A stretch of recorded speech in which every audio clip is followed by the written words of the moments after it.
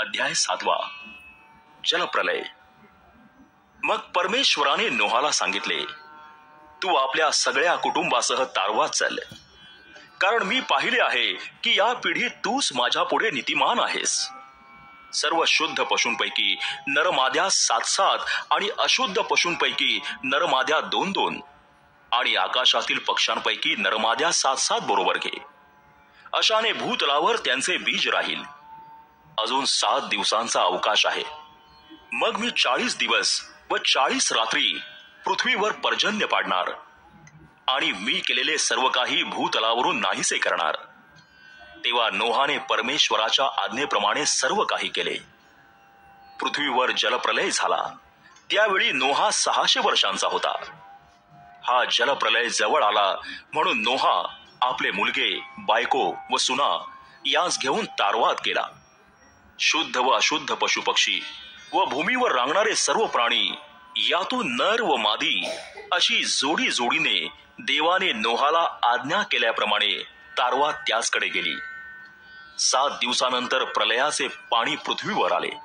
नोहाच्या वयाच्या 600व्या वर्षी दुसऱ्या महिन्याच्या 17व्या दिवशी महाजलाशयाचे सर्व झरे फुटले आणि आकाशाची दारे उघडली। 40 दिवस व 40 रात्री पृथ्वीवर पावसाने झोड उठवली। याच दिवशी नोहा आणि त्याचे पुत्र शेम, हाम व याफेत आणि त्यांच्याबरोबर नोहाची बायको व त्याच्या 3 सुनाही तारवात गेली। ही आणि प्रत्येक जातीचे वनपशु, प्रत्येक जातीचे ग्रामपशु, प्रत्येक जातीचे रांगणारे आणि प्रत्येक जातीचे उडणारे प्राणी आणि सर्व जातीचे पक्षीही तारवात गेली। सर्व देहधारी प्राण्यांपैकी एक जोडी नोहाकडे तारवात गेली। देवाने नोहाला आज्ञा केल्याप्रमाणे सर्व देहधारी प्राण्यांपैकी एक नरमादी आत गेली व परमेश्वराने त्याला आत बंद केले। पृथ्वीवर जलप्रलय 40 दिवस चालला आणि पाणी वाढल्यामुळे तारू जमीन सोडून पाण्यावर तरंगत राहिले।